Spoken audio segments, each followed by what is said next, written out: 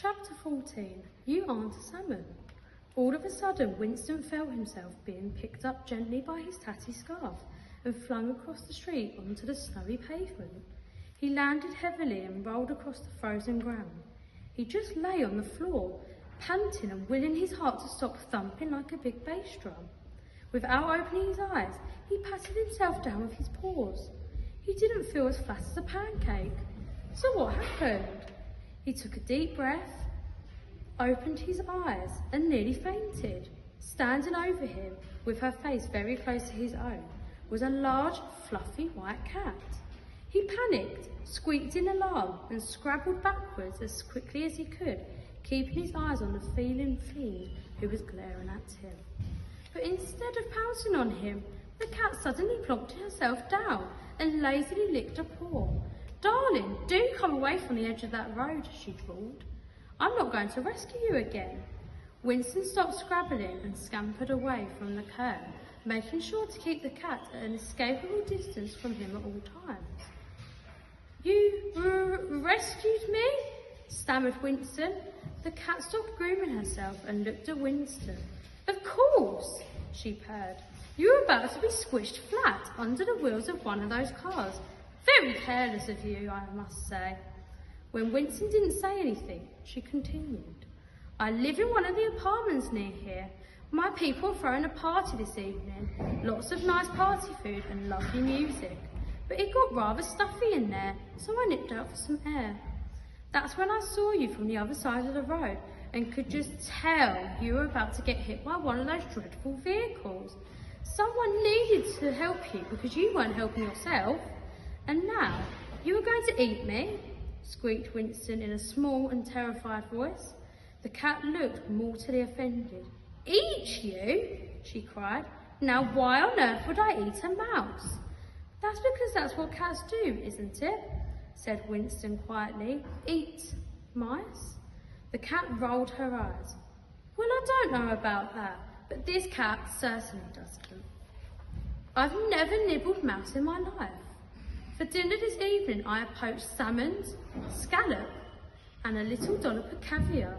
I also had some of the canapes that were being handed around at the party. It was all rather delicious. Far more tasty than a grubby mouse, I should think." She licked her lips at the thought of those delicious nibbles she'd helped herself to from the trays laid out in the kitchen at home. "Now, tell me what you were thinking, trying to cross that busy road when you are scarcely much bigger than a walnut." Winston took a few steps closer to the cat, who smiled at him kindly. He was feeling less afraid now. The closer he got to his rescuer, the more he could see that she wasn't pretending. Her eyes twinkled with kindness that seemed absolutely genuine. She had silky snowy fur and a diamond collar that glinted and gleamed in the light of a nearby lamppost. "My name's Prudence," said the cat. "Lady Prudence, Merryweather Whiskerton III, if you want my full title. But most people call me Prue." She eyed Winston with his grubby fur and tatty scarf. "And you are?"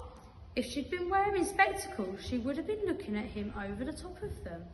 Winston shyly introduced himself, and for the second time that evening, he found himself telling his tale about the important mission to deliver his letter to Father Christmas, who was apparently right at this very moment in Fortescue's department store. "But now I've lost the letter," he said, sighing. "So whoever wrote it isn't going to have a very happy Christmas at all, and it will all be my fault." Prue listened to Winston, then she looked around, squinting as she peered across the street. "I say," she said, "that wouldn't be it over there, would it? Stuck to that traffic light." Winston had to stand on tiptoes to see where Prue was pointing. He couldn't believe it. There was the letter, still stuck exactly where it had been all along. He'd lost sight of it when he was being spun around in circles and almost flattened. The envelope was looking a bit damp and tatty now, and the writing on the front seemed a tiny bit smudged. "Yes, that's it!" cried Winston excitedly. Prue lowered herself down onto the snow. "Come on," she said slightly bossily. "Hop on my back and we'll go and fetch it." Winston wasn't sure. He hesitated, looking a bit nervous. "For goodness sake, You aren't a salmon, so I'm not going to eat you, said Prue. Winston laughed and carefully clambered up onto the shoulders of his strange new friend. Her fur was thick and soft, and as Winston sank into it, he felt warm for the first time that evening. Once he was settled, Prue waited for a suitable gap in the traffic before bounding across the street in a few easy pounces. She leaped up and retrieved Winston's letter with her mouth and flung it over her shoulder for her passenger to catch. And now, she said grandly, time for us to deliver it to Fortescue's. You know where it is? Asked Winston. Prue laughed. Know it? Why, everything I own comes from there. It's the only place in town my people shop. They had my collar made there by the head jeweller. You'll get there much quicker if I take you. I know where I'm going, and besides, I doubt you can get anywhere quickly with such tiny feet.